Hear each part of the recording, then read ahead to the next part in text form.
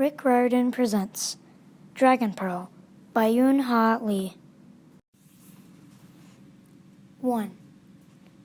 I almost missed the stranger's visit that morning. I liked to sleep in, though I didn't get to do it often. Waking up meant waking early. Even on the days I had lessons, my mom and aunties loaded me down with chores to do first. Scrubbing the hydroponics units next to our dome house, scrounging breakfast from our few sad vegetables, and making sure they were seasoned well enough to satisfy my 4 aunties, ensuring that the air filters weren't clogged with the dust that got into everything.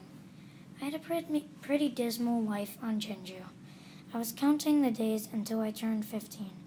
Just 2 more years left until I could take the entrance exams for the 1,000 World Face Forces and follow my brother, June, into the service.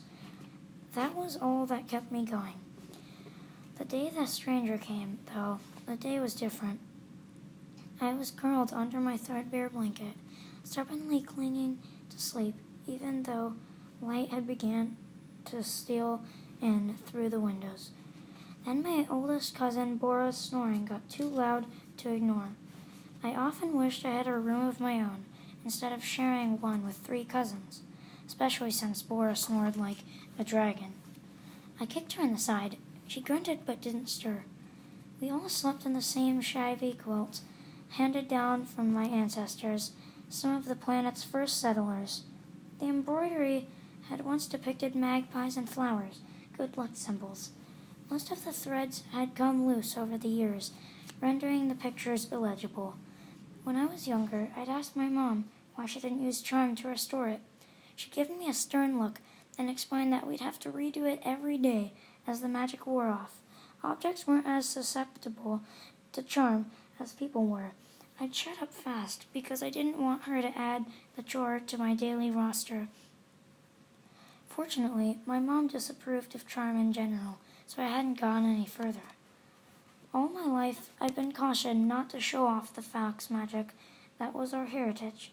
We lived disguised as humans and rarely used our abilities to shapeshift or charm people.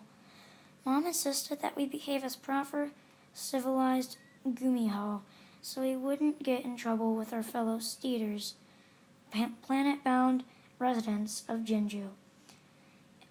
In the old days, foxes had played tricks like changing into beautiful humans to lure lonely travelers close so they could suck out their lives. But our family didn't do that. That lasting prejudice against us annoyed me. And other supernaturals, like dragons and goblins and shamans, could wield their magic openly, and were even praised for it. Dragons used their weather magic for agriculture and the time-consuming work of terraforming planets. Goblins, with their invisibility caps, could act as secret agents. Their ability to summon food with their magical wands came in handy too. Shamans were essential for communicating with the ancestors and spirits, of course. We foxes, though, had never overcome our bad reputation. At least most people thought we were extinct nowadays. I didn't see what the big deal was about using our powers around the house. We rarely had company. Few travelers came to the world of Jeonju. According to the legend, about 200 years ago, a shaman was supposed to have finished terraforming our planet with the Dragon Pearl, a mystical orb with the ability to create life. But on the way here, both she and the pearl had disappeared. I didn't know if any of the story was true or not. All I knew is that Jeonju had remained poor and neglected by the Dragon Council generations. As I reluctantly let go of sleep that morning, I heard the voice of a stranger in the other room. At first, I thought one of the adults was watching a holo show, maybe galactic news from the Pearled Halls, and had the volume turned up too high.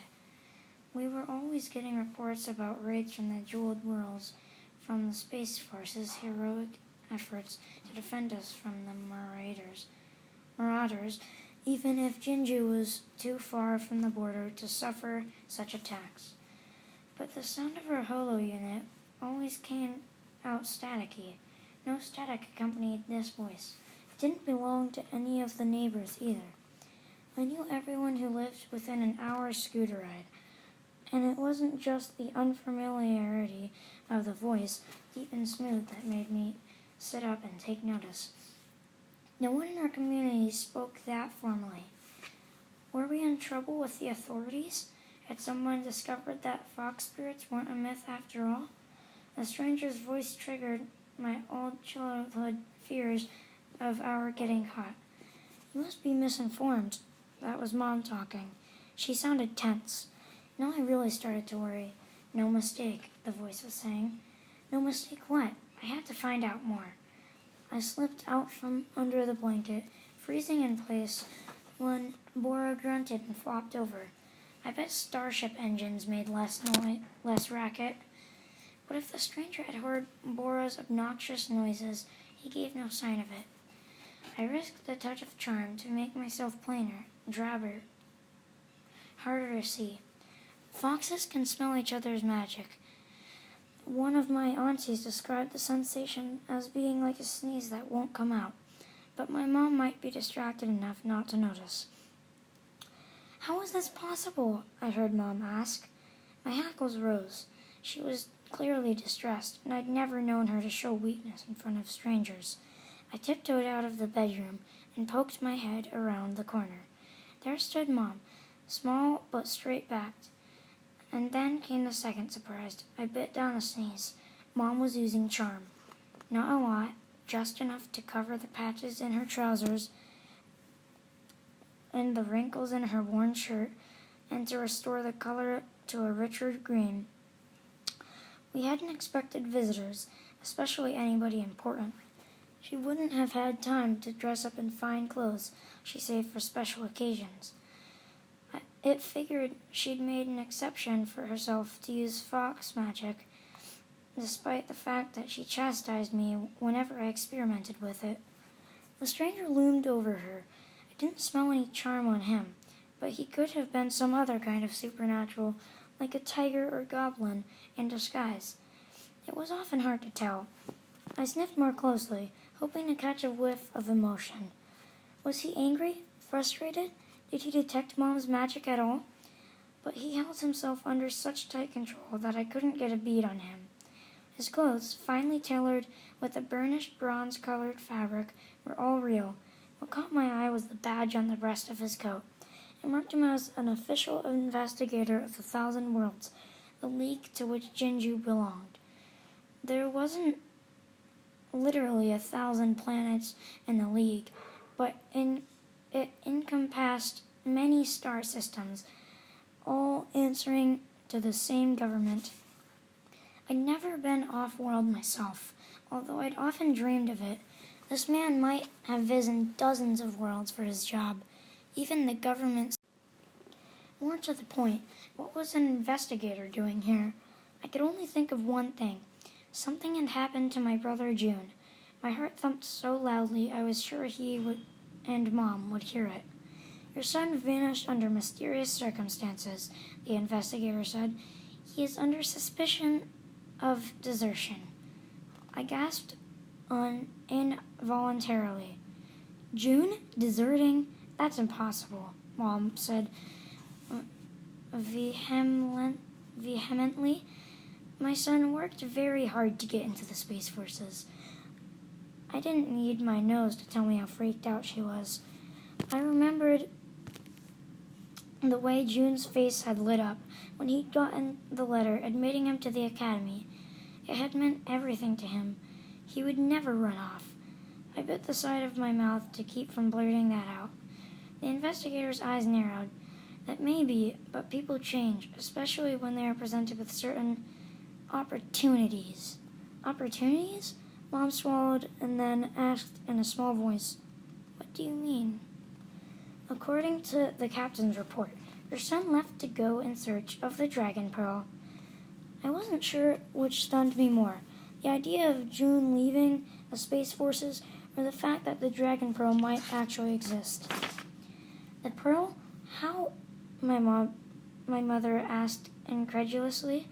No one knows where the Dragon Council has made strides in locating it, the investigator said, rudely cutting her off. And they would pay quite handsomely to have it back in their possession. If he found it, your son could have found the temptation irresistible.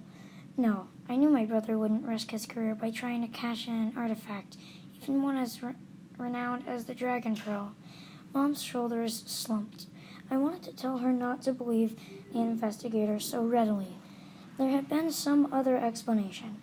June is not here, she said, drawing herself up again, and we have not heard from him either. I am afraid we can't help you. The man was not put off. There is one matter you can help assist us with, he said. Your son's last report before he left. It included a message addressed to Min. I believe that's your daughter? A shock went through me when he said my name. I have been sent here to show it to her. It may offer clues to June's location, or the pearls. Perhaps he wrote it in a code language only she would understand. Again, I think you have the wrong impression of my son, Mom said haughtily. He is an honorable soldier, not a traitor.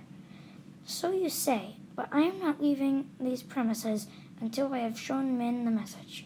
Are you not curious to see his last communication? That did the trick. Min, Mom called.